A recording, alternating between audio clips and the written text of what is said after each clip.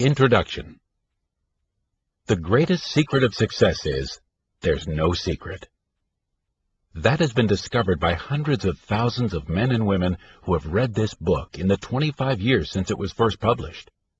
The formula for success, far from being secret, inaccessible, or difficult to understand, is clearly spelled out in this audiobook.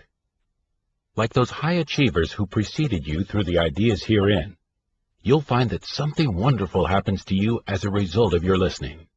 If you are ready, you will achieve physical, mental, and moral health, happiness, wealth, or any other worthwhile goal whose attainment does not violate the laws of God or the rights of your fellow man. Since this edition addresses an entirely new generation of readers, it might be helpful to give some background of the collaboration between the late Dr. Napoleon Hill and me. Think and Grow Rich. In 1937, I owned and operated Combined Registry Company, a national sales organization devoted exclusively to accident insurance. Morris Pickus, a well-known sales executive, sales counselor, and lecturer, gave me a book that had just been published titled Think and Grow Rich by Napoleon Hill. I read it with consuming interest because the philosophy it set forth coincided so closely with my own. In fact, I was so taken by it that I sent copies to every one of my sales representatives throughout the United States. Bingo! I hit the jackpot, for I made a profitable discovery. I found in Think and Grow Rich a working tool that motivated my sales representatives to motivate themselves to increase their sales and profits, and something more, to acquire wealth through responding to its inspirational self-help action message. From then on, Think and Grow Rich was a standard part of the orientation packet given to all new sales representatives in my companies. I met Hill in person for the first time in 1951. He was then 68 years old, and except for occasional speaking engagements, retired to the life of a country gentleman in Glendale, California. We hit it off immediately. Our conversation sparked an array of ideas, and I urged him to come out of retirement and resume his career in motivational training and writing. He said he would, on one condition, that I be his general manager. I agreed, even though as head of a multi-million-dollar international insurance corporation, I had more than enough work to keep myself busy. Success Magazine, which began as a digest-sized publication for members of our PMA Science of Success clubs, was one of the early results of our collaboration. We called it Success Unlimited when we founded it in 1954. Its purpose was to give members a monthly recharge of motivation. We believe that motivation is like a fire. Unless you continue to add fuel, it will go out. The idea worked, and our tiny magazine grew slowly but surely over the years, changing to standard size, shortening its name, and adding pages of national advertising, until it developed into the prominent publication it is today. Through all the changes, Success has maintained the fundamental ideas that Hill and I put forth in the first issue. These positive concepts are as vital to the success of achievers of the 80s as they were then. They are at the heart of this book.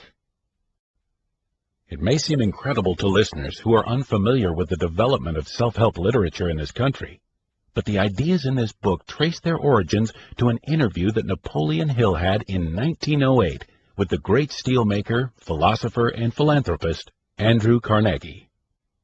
Hill, who had been born into poverty in the hills of Wise County, Virginia in 1883, was blessed with a calm, patient stepmother who persuaded him not to follow his unruly bent, but to gain an education and set high goals for himself. He supported himself in college by working as a newspaper and magazine journalist. He hoped to eventually be able to attend law school. That changed, however, one day when he was assigned to interview Carnegie. The great man was so impressed by the young writer that he invited him to his home as a guest. They visited virtually non-stop for 3 days. The older man romanced the lives of the great philosophers and the impact their ideas had had on civilization through the centuries. It made a great impression on young Hill, who listened with rapt attention. A challenge. Andrew Carnegie knew human nature. One way to motivate an aggressive extrovert with a high energy level who has drive and stick-to-itiveness and whose reason and emotions are in balance is to challenge him. The young guest was such a person, and Carnegie devised an intriguing challenge for him. What is there in the climate of this great nation that I, a foreigner, can build a business and acquire wealth? Carnegie asked. How is it that anyone here can achieve success? And before Hill could answer, he continued, I challenge you to devote 20 years of your life to the study of the philosophy of American achievement and come up with an answer. Will you accept? Yes, exclaimed Hill. Andrew Carnegie had an obsession. Anything in life that is worth having was worth working for. He was willing to give the young author his personal time to consult with him, to give him letters of introduction to the outstanding Americans of the day, and to reimburse him for any necessary out-of-pocket expenses, such as traveling to meet with his interview subjects.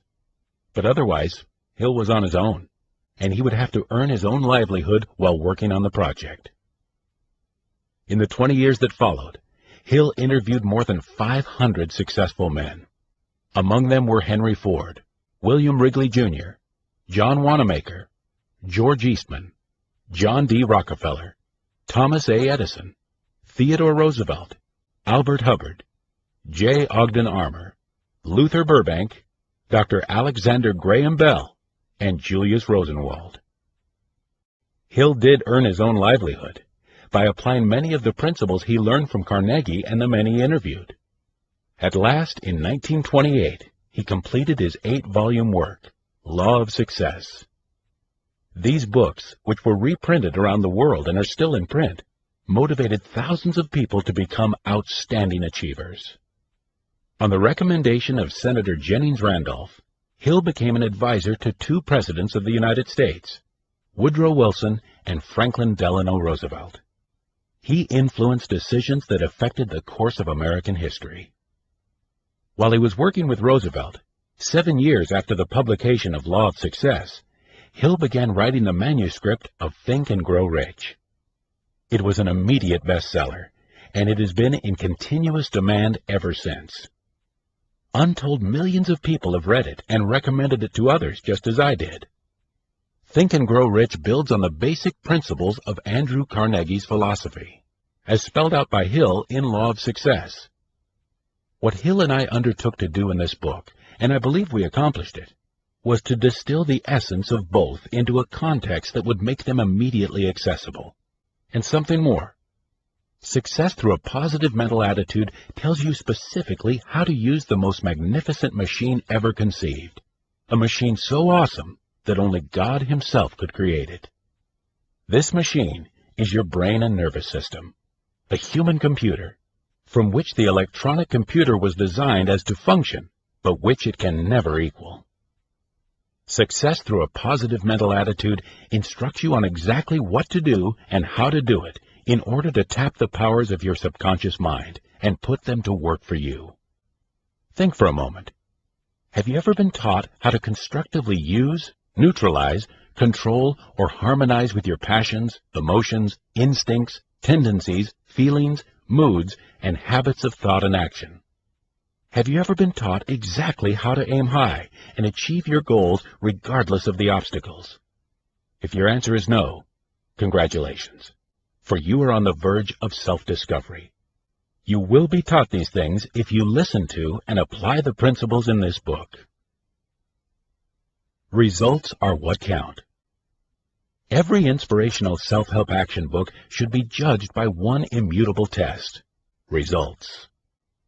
That is, by whether or not it motivated the listener to motivate himself to desirable action. By this standard, Success Through a Positive Mental Attitude is reputed to be one of the most successful books of its type ever published. Napoleon Hill, who died in 1970, counted it among his greatest accomplishments. In the 25 years since it first appeared in bookstores, more than 900,000 copies have been printed. Our readers have had phenomenal results in changing their lives for the better, in meeting daily problems courageously, and bringing their desires into reality. Og Mandino, renowned motivational speaker and author of The Greatest Salesman in the World and a string of other best-selling books, was one of those who experienced great changes in his life as a result of reading Success Through a Positive Mental Attitude. Dr. Norman Vincent Peale wrote to me when I told him about this new publication, saying, "Success Through a Positive Mental Attitude is one of the few creative motivational books of our time. It should be on the required list of anyone who desires success." Another outstanding motivator, Dennis Waitley, author of Seeds of Greatness and Psychology of Winning, told me, "Your all-time classic changed my life, from that of an also-ran to a front-runner. Napoleon Hill gave me the start, and you are a constant source of inspiration to me today. I tell people, if you want to be an enduring winner, read Success Through a Positive Mental Attitude once a year. I do, and I learn something new from it each time." Reverend Robert H. Schuller told me, "Success Through a Positive Mental Attitude is one of the 10 books that has most impacted my faith and my philosophy. It is a premier book, a classic book, a historic book on one of the most important subjects a person can study. No person's education is complete without the concepts you and Napoleon Hill articulated in it so wisely and so well." But perhaps the most gratifying evidence of the book's results over the years has been the many individuals who have approached me after speaking engagements and asked me to autograph their copies. Almost invariably, they tell me, "I want to thank you for changing my life with this book." While I could give thousands of such testimonials, the greatest one would be yours when you learn and apply the principles in this book. Special instructions. Listen to this book as though we, the authors, were your personal friends, and were speaking to you and you alone. Make note of sentences, quotations, and words that are meaningful to you. Memorize self-motivators. Keep in mind at all times that the purpose of this book is to motivate you to desirable action. Abraham Lincoln developed the habit of trying to learn from the books he read, the people he met, and from casual events in daily life. These gave him ideas for reflection, and through it, he was able to recognize, relate, assimilate, and use ideas as his own. You too can convert your creative thinking, artistic talent, knowledge, personality, and physical energy into success, wealth, and happiness. This book tells you how, and if you will let it, it will motivate you to try. Look for the message in it that is applicable to you. When you recognize it, pay attention. Get into action. To direct your mind into desired channels, trying to answer each question at the end of every chapter during your thinking and planning time. To borrow a phrase from Pat Ryan, President and CEO of Combined International, the insurance company I founded, it's impossible for you to conceive how far up is, except for the limitations of your own mind. W. Clement Stone. Part 1. Where the Road to Achievement Begins. Chapter 1. Meet the most important living person. Meet the most important living person. Somewhere in this book you will meet him, suddenly, surprisingly, and with a shock of recognition that will change your whole life. When you do meet him, you will discover his secret. You will discover that he carries with him an invisible talisman with the initials PMA emblazoned on one side and NMA on the other. This invisible talisman has two amazing powers. It has the power to attract wealth, success, happiness, and health. And it has the power to repel these things, to rob you of all that makes life worth living. It is the first of these powers, PMA, that enables some men to climb to the top and stay there. It is the second that keeps other men at the bottom all their lives. It is NMA that pulls other men down from the top when they have reached it. Perhaps the story of S.B. Fuller will illustrate how it works. We are poor, not because of God. S.B. Fuller was one of 7 children of a Negro tenant farmer in Louisiana. He started to work at the age of 5. By the time he was 9, he was driving mules. There was nothing unusual in this. The children of most of the tenant farmers went to work early. These families accepted poverty as their lot and asked for no better. Young Fuller was different from his friends in one way. He had a remarkable mother. His mother refused to accept this hand-to-mouth existence for her children, though it was all she had ever known. She knew there was something wrong with the fact that her family was barely getting along in a world of joy and plenty. She used to talk to her son about her dreams. "We shouldn't be poor, S.B.," she used to say. "And don't ever let me hear you say that it is God's will that we are poor. We are poor, not because of God. We are poor because Father has never developed a desire to become rich. No one in our family has ever developed a desire to be anything else. No one had developed a desire to be wealthy." This idea became so deeply ingrained in Fuller's mind that it changed his whole life. He began to want to be rich. He kept his mind on the things he did want and off the things he didn't want. Thus he developed a burning desire to become rich. The quickest way to make money, he decided, was to sell something. He chose soap. For 12 years he sold it door to door. Then he learned that the company which supplied him was going to be sold at auction. The firm price was $150,000. In 12 years of selling and setting aside every penny, he had saved $25,000. It was agreed that he would deposit his $25,000 and obtain the balance of $125,000 within a 10-day period. Written into the contract was the condition that if he did not raise the money, he would lose his deposit. During his 12 years as a soap salesman, S.B. Fuller had gained the respect and admiration of many businessmen. He went to them now. He obtained money from personal friends, too, and from loan companies and investment groups. On the eve of the 10th day, he had raised $115,000. He was $10,000 short. Search for the light. "I had exhausted every source of credit I knew," he recalls. "It was late at night. In the darkness of my room, I knelt down and prayed. I asked God to lead me to a person who would let me have the $10,000 in time. I said to myself that I would drive down 61st Street until I saw the first light in a business establishment. I asked God to make the light a sign indicating His answer." It was 11 o'clock at night when S.B. Fuller drove down Chicago's 61st Street.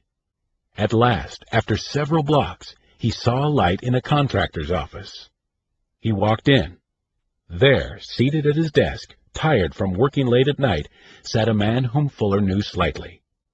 Fuller realized that he would have to be bold. "Do you want to make $1,000? asked Fuller straight out. The contractor was taken aback at the question.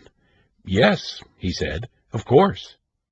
"Then make out a check for $10,000, and when I bring back the money, I'll bring back another $1,000 profit," Fuller recalls telling this man. He gave the contractor the names of the other people who had lent him money, and explained in detail exactly what the business venture was. Let's explore his secret of success. Before he left that night, S.B. Fuller had a check for $10,000 in his pocket. Subsequently, he obtained controlling interest not only in that company, but in 7 others, including 4 cosmetic companies, a hosiery company, a label company, and a newspaper. When we asked him recently to explore with us the secret of his success, he answered in terms of his mother's statement so many years before. "We are poor, not because of God. We are poor because Father has never developed a desire to become rich. No one in our family has ever developed a desire to be anything else." "You see," he told us, "I knew what I wanted, but I didn't know how to get it. So I read the Bible and inspirational books for a purpose. I prayed for the knowledge to achieve my objectives. 3 books played an important part in transmuting my burning desire into reality. They were, 1. The Bible, 2. Think and Grow Rich, and 3. The Secret of the Ages. My greatest inspiration comes from reading the Bible. If you know what you want, you are more apt to recognize it when you see it. When you read a book, for example, You will recognize opportunities to help you get what you want. S.B. Fuller carried with him the invisible talisman with the initials PMA imprinted on one side and NMA on the other. He turned the PMA side up, and amazing things happened. He was able to bring into reality ideas that were formerly mere daydreams. Now, the important thing to notice here is that S.B. Fuller started life with fewer advantages than most of us have, but he chose a big goal and headed for it. Of course, the choice of goal was individual. In these times and in this country, you still have your personal right to say, "This is what I choose. This is what I want most to accomplish." And unless your goal is against the laws of God or society, you can achieve it. You have everything to gain and nothing to lose by trying. Success is achieved and maintained by those who keep trying with PMA.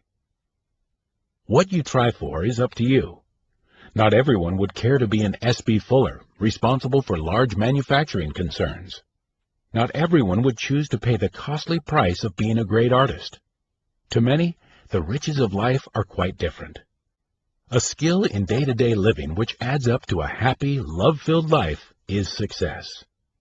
You can have this and other riches too. The choice is yours. But whether success to you means becoming rich as it did to S.B. Fuller, or the discovery of a new element in chemistry, or the creation of a piece of music, or the growing of a rose, or the nurturing of a child, no matter what success means to you, the invisible talisman with the initials PMA emblazoned on one side and NMA on the other can help you achieve it. You attract the good and desirable with PMA. You repel them with NMA. Every adversity has the seed of an equivalent or greater benefit. But what if I have a physical handicap? How can a change of attitude help me, you may ask? Perhaps the story of Tom Dempsey, a boy who was disabled at birth, will give you your answer. Tom was born without half a right foot and only a stub of a right arm. As a boy, he wanted to engage in sports as the other boys did. He had a burning desire to play football. Because of this desire, his parents had an artificial foot made for him. It was made of wood. The wooden foot was encased in a special stubby football shoe. Hour after hour, day after day, Tom would practice kicking the football with his wooden foot. He would try and keep on trying to make field goals at greater and greater distances. He became so proficient that he was hired by the New Orleans Saints. The screams of 66,910 football fans could be heard throughout the entire United States when, within the last 2 seconds of the game, Tom Dempsey, with his crippled leg, kicked a record-breaking 63-yard field goal. It was the longest field goal ever kicked in a professional football game. It gave the Saints a winning score of 19-17 over the Detroit Lions. "We were beaten by a miracle," said Detroit coach Joseph Schmidt. And to many, it was a miracle, an answer to a prayer. Tom Dempsey didn't kick that field goal. God kicked it, said Lion linebacker Wayne Walker. Interesting. But what does the Tom Dempsey story mean to me, you may ask? Our response would be, very little, unless you develop the habit of recognizing, relating, assimilating, and using universal principles and adopt them as your very own. Then follow through with desirable action. And what are the principles you could apply from the Tom Dempsey story, whether or not you are physically disabled? They can be learned and applied by children and adults. Greatness comes to those who develop a burning desire to achieve high goals. Success is achieved and maintained by those who try and keep on trying with PMA. To become an expert achiever in any human activity, it takes practice, practice, practice. Effort and work can become fun when you establish specific desirable goals. With every adversity, there is a seed of an equivalent or greater benefit for those who are motivated with PMA to become achievers. Man's greatest power lies in the power of prayer. To learn and apply these principles, turn up your invisible talisman to the PMA side. When Henley wrote the poetic lines, "I am the master of my fate, I am the captain of my soul," he could have informed us that we are the masters of our fate because we are masters first of our attitudes. Our attitudes shape our future. This is a universal law. The poet could have told us with great emphasis that this law works whether the attitudes are destructive or constructive. The law states that we translate into physical reality the thoughts and attitudes which we hold in our minds, no matter what they are. We translate into reality thoughts of poverty just as quickly as we do thoughts of riches. But when our attitude toward ourselves is big, and our attitude toward others is generous and merciful, we attract big and generous portions of success. A truly great man. Consider the example of Henry J. Kaiser, a truly successful person because his attitude toward himself is big. Companies identified with the name Henry J. Kaiser hold assets of more than $1 billion. Because he is generous and merciful to others, the speechless have been made to talk, the crippled have been restored to useful lives, and hundreds of thousands of persons have received hospital care at a very low cost. All this grew from seeds of thought planted within him by his mother. Mary Kaiser gave her son Henry the priceless gift. She also taught him to apply the greatest value in life. 1. The priceless gift. After her day's work, Mary Kaiser would spend hours as a volunteer nurse helping the unfortunate. Often she said to her son, "Henry, nothing is ever accomplished without work. If I leave you nothing else but the will to work, I will have left you the priceless gift, the joy of work." 2. The greatest value in life. It was my mother, said Mr. Kaiser, who first taught me some of the greatest values in life. Among these were the love of people and the importance of serving others. Loving people and serving them, she used to say, is the greatest value in life. Henry J. Kaiser knows the power of PMA. He knows what it can do in his life and for his country. He also knows the force of NMA. During World War II, he built over 1,500 ships with such rapidity that he startled the world. When he said, "We can construct a Liberty ship every 10 days, the experts said, "It can't be done. It's impossible." Yet Kaiser did it. Those who believe they can't repel the positive. They use the negative side of their talisman. Those who believe they can repel the negative. They use the positive side. That is why we must be cautious when we use this talisman. Its PMA side can get for you all the rich blessings of life.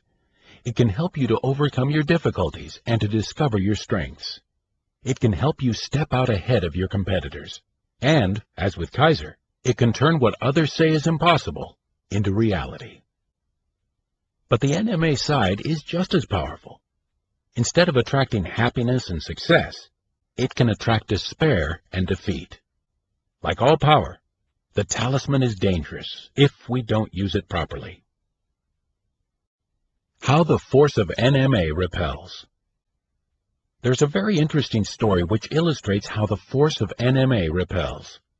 It comes out of one of the southern states. There, where wood-burning fireplaces are still used to heat homes, lived a woodcutter who also was an unsuccessful person. For more than 2 years, he had supplied a certain homeowner with firewood.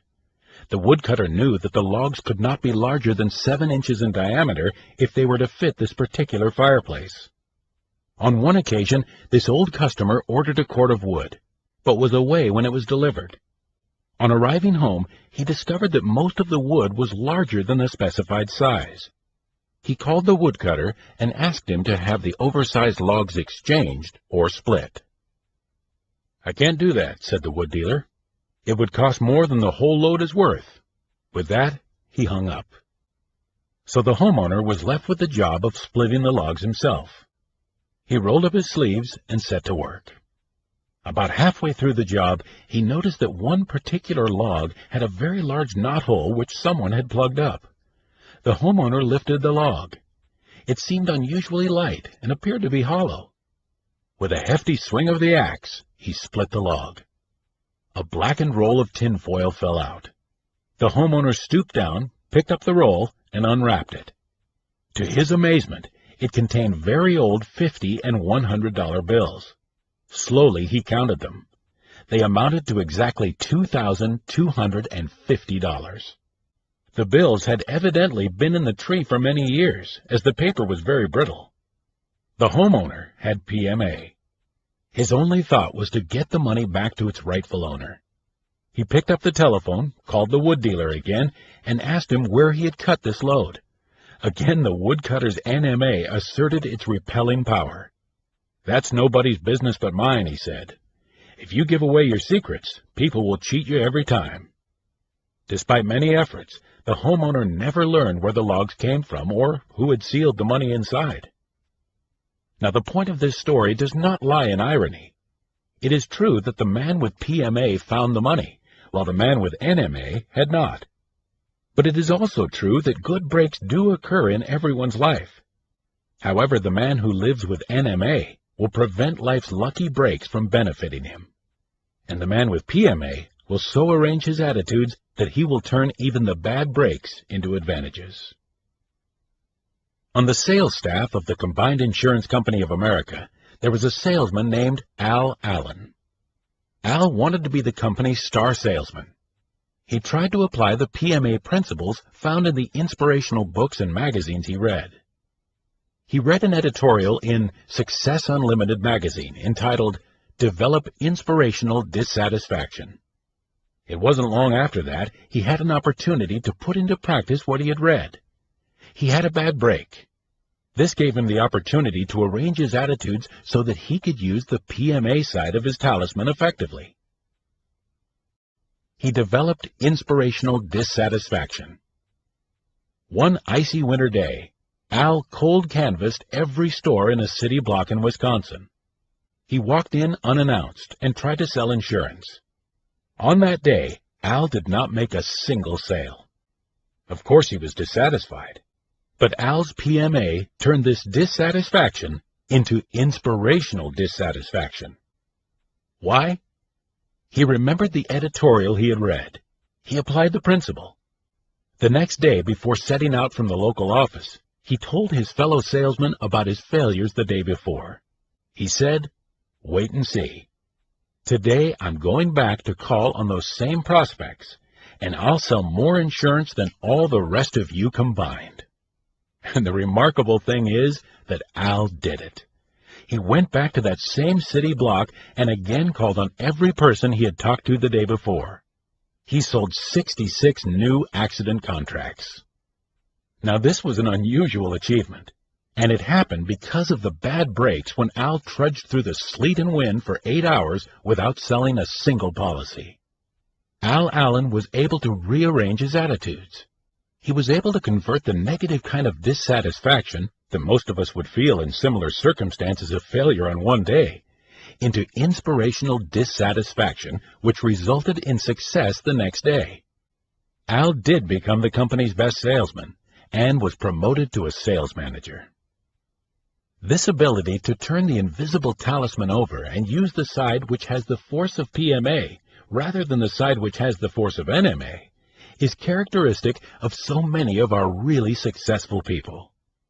Most of us are inclined to look upon success as coming in some mysterious way through advantages that we do not have. Perhaps because we do have them, we don't see them. The obvious is often unseen. Every man's PMA is his advantage, and there is nothing mysterious about it. Henry Ford, after he had achieved success, was the subject of much envy. People felt that because of good fortune or influential friends or genius or whatever they thought was Ford's secret, because of these things, Ford was successful. And no doubt some of these elements played a part, but there was something more. Perhaps one person in every 100,000 knew the real reason for Ford's success, and those few were usually ashamed to speak of it because of its simplicity.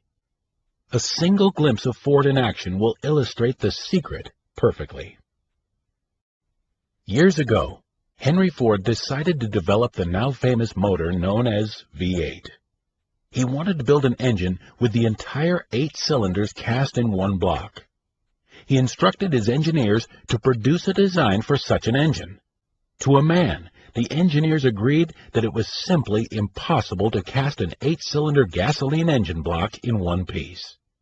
Ford said, "Produce it anyway." But they replied, "It's impossible." "Go to work," Ford commanded, "and stay on the job until you succeed, no matter how much time is required." The engineers went to work.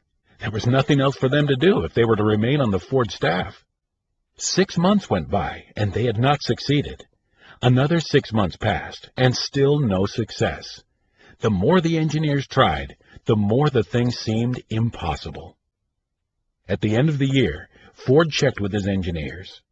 Once again, they informed him that they had found no way to carry out his orders. "Keep working," said Ford. "I want it, and I'll have it." And what happened? Well, of course, the engine wasn't impossible at all. The Ford V8 became the most spectacularly successful car on the road, pulling Henry Ford and his company so far out in front of his nearest competitor that it took years for them to catch up. He was using PMA, and the same power is available to you.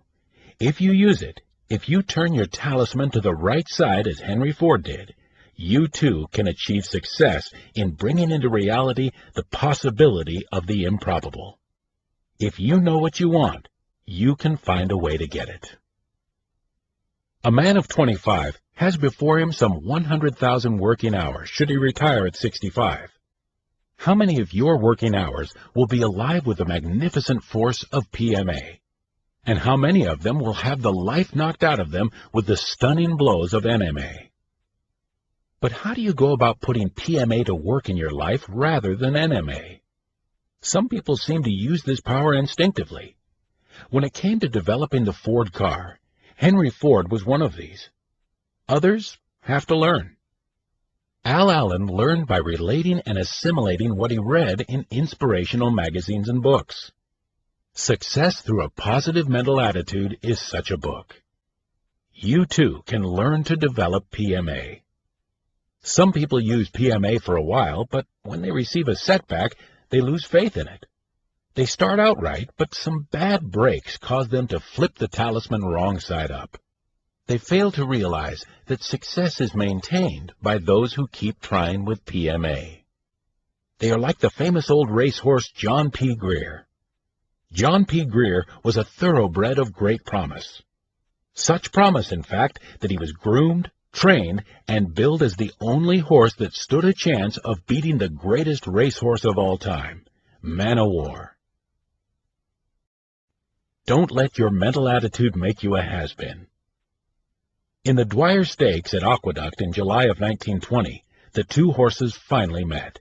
It was a magnificent day. All eyes were riveted on the starting post. The two horses got away evenly. Down the track they went side by side. It was clear that John P. Greer was giving Man o' War the race of his life. At the quarter mark, they were even. The half mark, the three-quarter mark, and still they were even. At the 8th pole, neck and neck. Then in the stretch, John P. Greer brought the crowd to its feet. Slowly, he edged ahead. It was a moment of crisis for Man o' War's jockey. He made up his mind. For the first time in the great horse's career, the jockey flicked him solidly on the rump with his whip. Man o' War reacted as though the jockey had set fire to his tail. He shot out ahead and pulled away from John P. Greer as if the other horse were standing still. At the end of the race, Man o' War was 7 lengths ahead. But the significant thing from our point of view was the effect of defeat on the other horse. John P. Greer had been a horse of great spirit. Victory was in his attitude. But he was so broken by this experience that he never really recovered. All of his races afterwards were weak, half-hearted attempts, and he never won again. People are not racehorses, but this story is reminiscent of far too many men who in the boom years of the 1920s started off with a wonderful attitude of success. They achieved financial success and then, When the Depression struck in 1930, they experienced defeat. They were crushed. Their attitude changed from positive to negative. Their talisman flipped to the side that read NMA. They stopped trying. They, like John P. Greer, became has-beens. Some people seem to use PMA pretty much all the time. Others start and then quit. But others, the vast majority of us, have never really begun to use the tremendous powers available to us. What about us? Can we learn to use PMA as we've learned other skills? The answer, based on our years of experience, is a definite yes. This is the subject of this book. In the chapters that follow, we will show you how it can be done. The effort to learn will be worth it because PMA is the essential ingredient in all success. Meet the most important living person. The day you recognize PMA for yourself is the day that you will meet the most important living person. Who is he? Why, the most important living person is you, as far as you and your life are concerned. Take a look at yourself. Isn't it true that you carry with you an invisible talisman with the initials PMA emblazoned on one side and NMA on the other? What exactly is this talisman, this force? The talisman is your mind. PMA is a positive mental attitude. A positive mental attitude is the right mental attitude. What is the right mental attitude?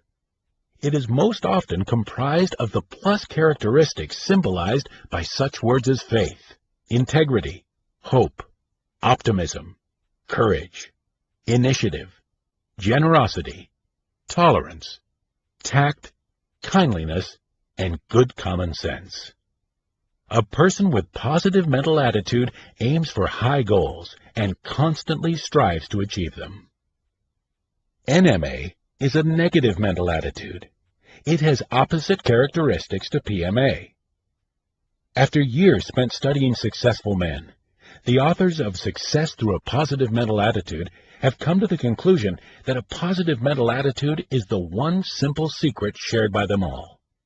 It was PMA that helped S.B. Fuller overcome the disadvantages of poverty. It was PMA that motivated Tom Dempsey, despite his crippled leg, to kick the longest field goal ever kicked in a professional football game. And it was certainly a positive mental attitude that enabled Henry J. Kaiser to build a Liberty ship every 10 days. It was Al Allen's ability to turn his talisman right side up that motivated him to return to his prospects, the very ones who had refused him the day before, and set a new sales record. Do you know how to make your invisible talisman work for you? Perhaps you do. Perhaps you don't. Perhaps you have developed and strengthened your PMA until life is bringing you every worthwhile wish. But if you haven't, you can and will learn the techniques whereby you can release your power of PMA through its magic in your life as you continue to listen to this book. A positive mental attitude, what it is and how it may be developed and applied, is described throughout this book. It is the one essential principle of this book's 17 principles for achieving worthwhile success. Achievement is attained through some combination of PMA with one or more of the other 16 success principles. Master them. Begin applying each of them as you recognize them while listening to Success Through a Positive Mental Attitude. When you make each principle a part of your life, yours will be a positive mental attitude in its most powerful form. And the payoff will be success, health, happiness, wealth, or whatever definite aims you may have in life. These will be yours, provided you don't violate the laws of infinite intelligence and the rights of your fellow men. Such violations are the most repellent forms of NMA.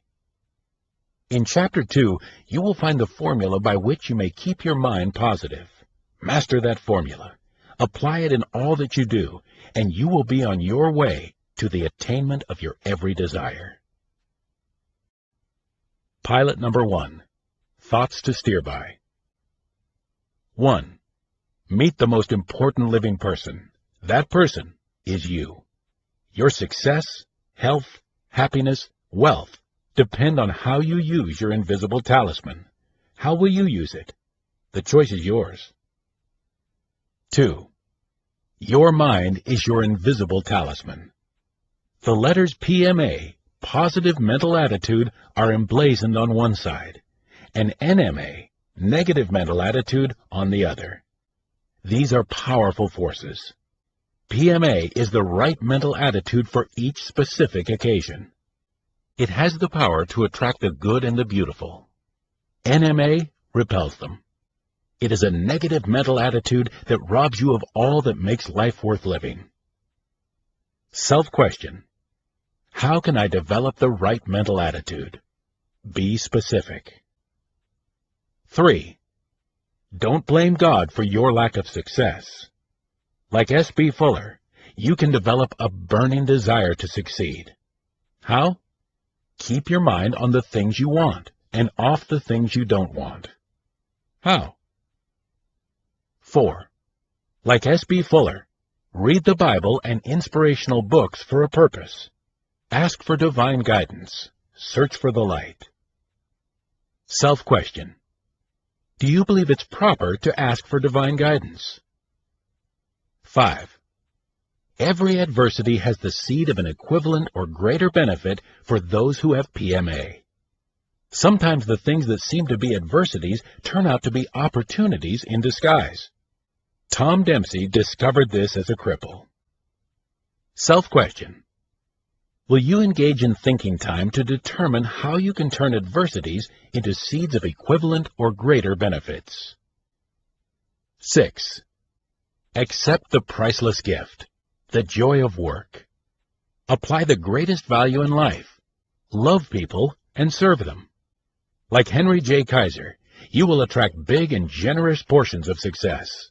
You can if you develop PMA. Self-question. Will you search to find out how you can develop PMA as you continue to listen to this book? 7. Never underestimate the repellent power of a negative mental attitude. It can prevent life's lucky breaks from benefiting you. Self-question. PMA attracts good luck. How can I develop the habit of PMA? 8. You can profit by disappointment if it is turned into inspirational dissatisfaction with PMA. Like Al Allen, develop inspirational dissatisfaction. Rearrange your attitudes and convert a failure of one day into success on another. How do you think you can develop inspirational dissatisfaction? 9. Bring into reality the possibility of the improbable by acquiring PMA. Say to yourself, as Henry Ford said to his engineers, keep working. Self-question. Have you the courage to aim high and strive daily to keep your goal before you? 10. Don't let your mental attitude make you a has-been. When you become successful and a depression or any other unfavorable circumstance arises which causes you a loss or defeat, act on the self-motivator. Success is achieved by those who try and maintained by those who keep trying with PMA. This is the way to avoid being crushed. Universal principles in self-motivator form. Every adversity has the seed of an equivalent or greater benefit. Greatness comes to those who develop a burning desire to achieve high goals.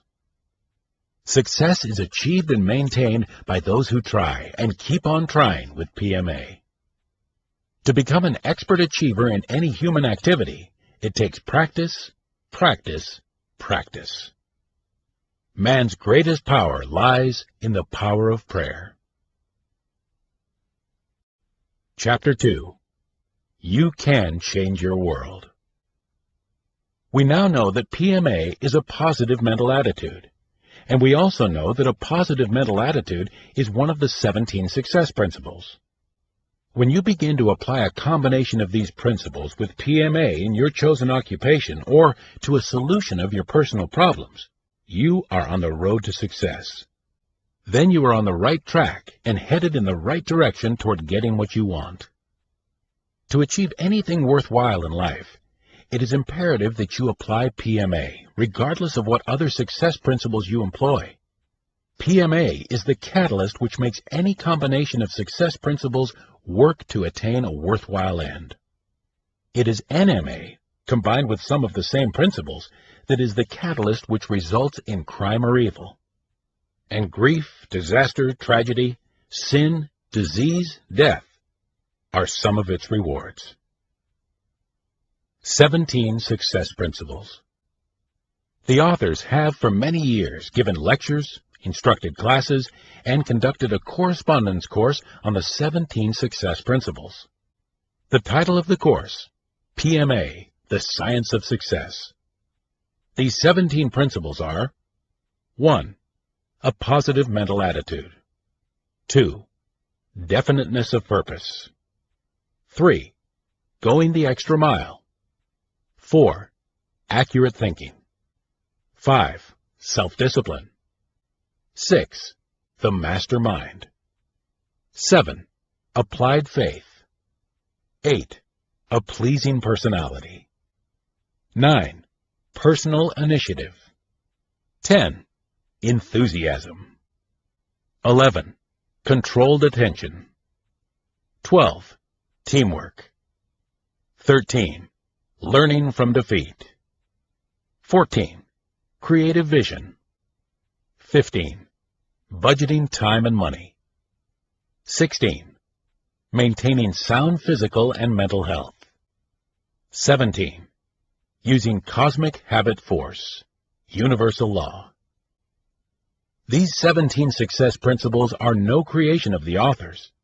They were extracted from the lifetime experiences of hundreds of the most successful persons our nation has known during the past century. As long as you live, from this day forward, you can analyze your every success and every failure. That is, if you imprint these 17 principles indelibly in your memory. You may develop and maintain a permanent positive mental attitude by making it your responsibility to adopt and apply these 17 principles in your daily living.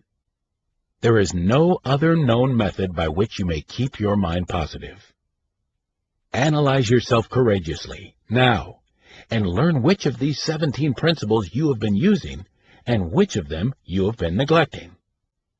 In the future, analyze both your successes and your failures using the 17 principles as a measuring device.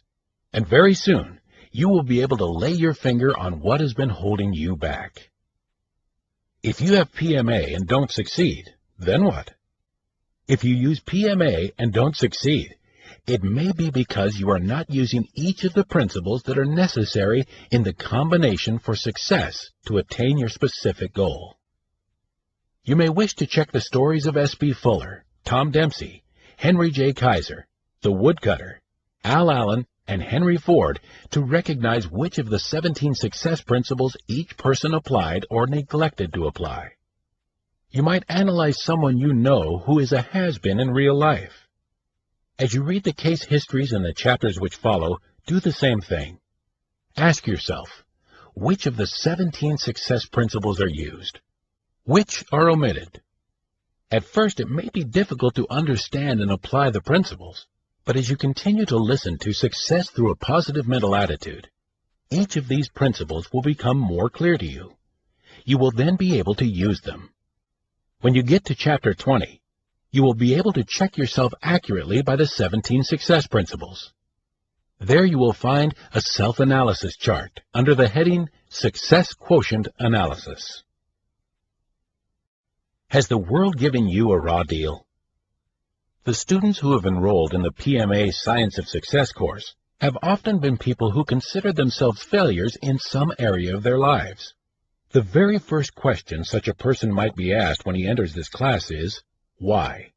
Why are you taking this course? Why haven't you had the success you would like to have? And the reasons which they give tell us a tragic story about the causes of failure. I never really had a chance to get ahead. My father was an alcoholic, you know. I was raised in the slums, and that's something you can never get out of your system. I only had a grammar school education. These people are all saying, in essence, that the world has given them a raw deal. They are blaming the world and circumstances outside themselves for their failures. They blame their heredity or their environment. They start out with a negative mental attitude, and of course with that attitude, they are handicapped. But it is NMA that is holding them down, not the external handicap which they give as the cause of their failure. A lesson learned from a child. There's a wonderful little story about a minister who one Saturday morning was trying to prepare his sermon under difficult conditions. His wife was out shopping. It was a rainy day, and his young son was restless and bored with nothing to do. Finally, in desperation, the minister picked up an old magazine and thumbed through it until he came to a large, brightly colored picture. It showed a map of the world. He tore the page from the magazine, ripped it into little bits, and threw the scraps all over the living room floor with the words, "Johnny, if you can put this all together, I'll give you a quarter." The preacher thought this would take Johnny most of the morning, but within 10 minutes there was a knock on his study door. It was his son with the completed puzzle. The minister was amazed to see Johnny finish so soon, with the pieces of paper neatly arranged and the map of the world back in order. "Son, how did you get that done so fast?" the preacher asked. "Oh," said Johnny, "it was easy. On the other side there was a picture of a man. I just put a piece of paper on the bottom, put the picture of the man together, put a piece of paper on top, and then turned it over. I figured that if I got the man right, the world would be right." The minister smiled and handed his son a quarter. "And you've given me my sermon for tomorrow, too," he said. "If a man is right, his world will be right." There's a great lesson in this idea. If you are unhappy with your world and want to change it, the place to start is with yourself. If you are right, your world will be right. This is what PMA is all about. When you have a positive mental attitude, the problems of your world tend to bow before you. You were born a champion. Have you ever thought about the battles you won before you were born? Stop and think about yourself, says Amram Scheinfeld, an expert on genetics. In all the history of the world, there was never anyone else exactly like you. And in all the infinity of time to come, there will never be another. You are a very special person, and many struggles took place that had to be successfully concluded in order to produce you. Just think. Tens of millions of sperm cells participated in a great battle, yet only one of them won, the one that made you. It was a great race to reach a single object, a precious egg containing a tiny nucleus. This goal for which the sperms were competing was smaller in size than the point of a needle, and each sperm was so small that it would have to be magnified thousands of times before it could be seen by the human eye. Yet it is on this microscopic level that your life's most decisive battle was fought. The head of each of the millions of sperms contained a precious cargo of 24 chromosomes, just as there were 24 in the tiny nucleus of the egg. Each chromosome was composed of jelly-like beads closely strung together. Each bead contained hundreds of genes to which scientists attribute all the factors of your heredity. The chromosomes in the sperm comprised all the hereditary material and tendencies contributed by your father and his ancestors. Those in the egg nucleus, the inheritable traits of your mother and her ancestors. Your mother and father themselves represented the culmination of over 2 billion years of victory in the battle to survive. And then one particular sperm, the fastest, the healthiest, the winner, united with the waiting egg to form one tiny living cell. The life of the most important living person had begun. You had become a champion over the most staggering odds you will ever have to face. For all practical purposes, you had inherited from the vast reservoir of the past all the potential abilities and powers you need to achieve your objectives. You were born to be a champion, and no matter what obstacles and difficulties lie in your way, they are not 1/10 so great as the ones that have already been overcome at the moment of your conception. Victory is built in to every living person. Take the case of Irving Ben Cooper, who was one of America's most respected judges. But this was very far from the way young Ben Cooper thought of himself as a young boy. How a frightened boy developed PMA. Ben grew up in a near-slum neighborhood in St. Joseph, Missouri. His father was an immigrant tailor who earned little money. Many days there simply wasn't enough to eat. To heat their small home, Ben used to take a coal scuttle and walk down to the railroad tracks that ran nearby. There he would pick up pieces of coal. It embarrassed Ben to have to do it. He'd often try to sneak through the back streets so children from school wouldn't see him. But they often did. There was one gang of boys in particular who found great sport in ambushing Ben on his way home from the tracks and beating him up. They would scatter his coal all over the street and send him home with tears streaming from his eyes. Thus it was that Ben lived in a more or less permanent state of fear and self-despising. Something happened, as it always must when we break the pattern of defeat. The victory within us does not assert itself until we are ready. Ben was inspired to positive action because he read a book. It was Robert Coverdale's Struggle by Horatio Alger. In it, Ben read the adventures of a youngster like himself who was faced with great odds, but who overcame these odds with the courage and moral strength which Ben wished to possess. The boy read every one of the Horatio Alger books he could borrow. As he read, he lived the part of the hero. All winter, he sat in the cold kitchen reading stories of courage and success, unconsciously absorbing a positive mental attitude. Some months after he read his first Horatio Alger book, Ben Cooper was again making a trip down to the railroad tracks. Off in the distance, he saw 3 figures dart behind a building. His first thought was to turn and run. Then he remembered the courage that he had admired in his book heroes, and instead of turning, his hand gripped the coal scuffle more tightly, and he marched straight ahead, as if he were one of the Alger heroes. It was a brutal fight. The 3 boys jumped Ben all at the same time. His bucket dropped, and he started flailing his arms with a determination that caught the bullies by surprise. Ben's right hand smashed into the lips and nose of one of the boys, his left hand into his stomach. To Ben's surprise, the boy stopped fighting and turned and ran. Meanwhile, the other 2 boys were hitting and kicking him. Ben managed to push one boy away and knock the other down. He jumped on the second boy with his knees, while he plowed punch after punch into his stomach and jaw as if he were mad. Now there was just one boy left. This was the leader. He had jumped on top of Ben. Ben managed to pull him aside and get on his feet. For a second, the 2 boys stood and looked each other squarely in the eyes. And then, bit by bit, the leader stepped backwards. He too ran away. Perhaps it was righteous indignation, but Ben picked up a chunk of coal and threw it at the retreater. It wasn't until then that Ben realized that his nose was bleeding and that he had black and blue marks on his body from the punches and kicks he had received. It was worth it. It was a great day in Ben's life. In that moment, he overcame fear. Ben Cooper wasn't much stronger than he had been a year earlier. His attackers were no less tough. The difference came in Ben's own mental attitude. He had faced danger in spite of fear. He decided that no longer was he going to be pushed around by bullies. From now on, he himself was going to change his world. And of course, this is exactly what he did. Identify yourself with a successful image.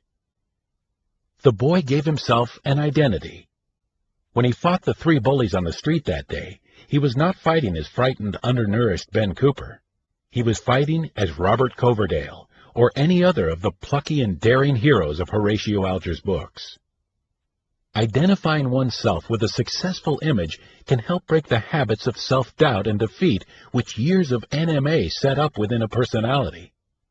Another and equally important successful technique for changing your world is to identify yourself with an image that will inspire you to make the right decisions. It can be a slogan, a picture, or any other symbol that is meaningful to you. What will your picture say to you?